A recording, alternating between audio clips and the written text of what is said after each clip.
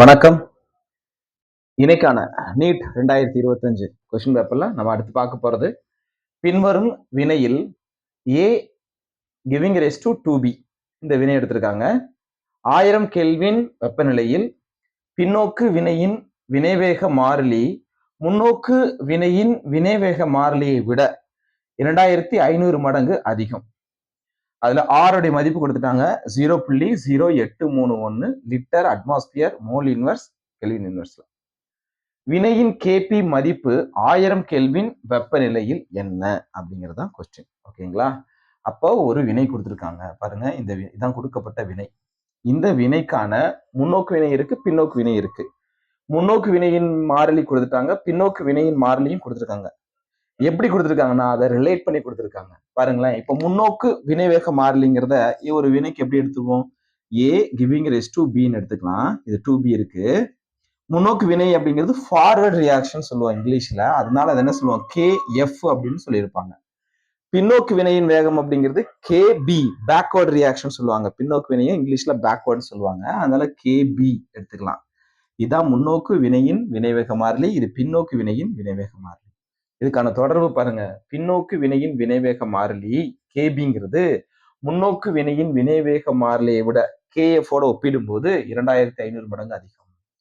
அப்ப இதை ரிலேட் பண்ணி தான் நம்ம கேபி கேசிக்கான அந்த பேசிக் ரிலேஷன் எடுத்திருப்போம். பாருங்களேன், எங்க இருந்து ஆரம்பிக்கிறேன்னு பாருங்க. KC is equal to KF KB. முன்னோக்கு வினை அதோடைய மாறிலியும் பின்னோக்கு வினை வேக மாறிலியும் நம்ம விகிதம் எடுத்தீங்கன்னா அது கேசிக்கு சமமாக இருக்கும். ஏன்னா இது ரெண்டுமே மாறிலி, மாறிலியோடைய விகிதம் இன்னொரு மாறிலியா தான் இருக்கும். செறிவை பொறுத்து இருக்கிறதுனாலதான் இங்க சீன் போட்டிருப்பாங்க. அப்போ KF KB is equal to KC, ரைட்டா? இப்போ இங்க பாருங்களேன், இப்போ இந்த இடத்துல கேபியோட மதிப்புங்கிறது, அதாவது பேக்வர்ட் ரியாக்ஷனுடைய மதிப்புங்கிறது முன்னோக்கு வினையின் மதிப்பை விட எத்தனை மடங்கு அதிகம்? 2500 மடங்கு. அப்ப நம்ம KB is equal to 2500 into KF போட்டுக்கலாமா?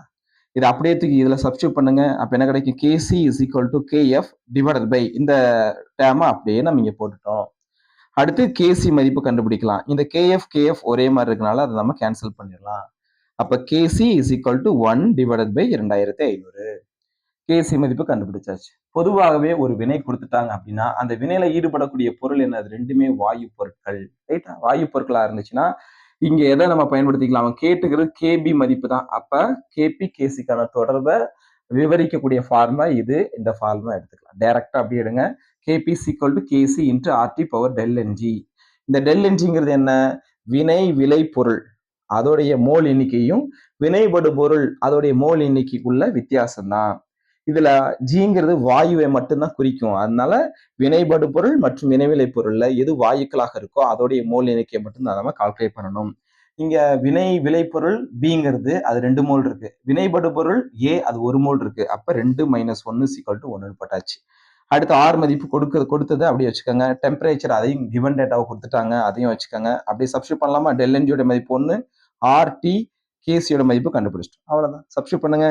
KC 1/2500, R உடைய மதிப்பு 0.0831, டெம்பரேச்சர் கெல்வின்ல கொடுத்துருக்கனால 1000 கெல்வின், பவர்ல டெல் என்ஜி எவ்வளவு கண்டுபிடிச்சிருக்கோம்? 1. அது ரெண்டையும் பெருக்குங்க. அப்ப என்ன கிடைக்கும்? 83.1 டிவைட் பை 2500. இதை சுருக்குனீங்கன்னா 0.033. ரைட்டுங்களா? அப்ப கொடுக்கக்கூடிய ஆப்ஷன்ல எது கரெக்டான ஆன்சர்?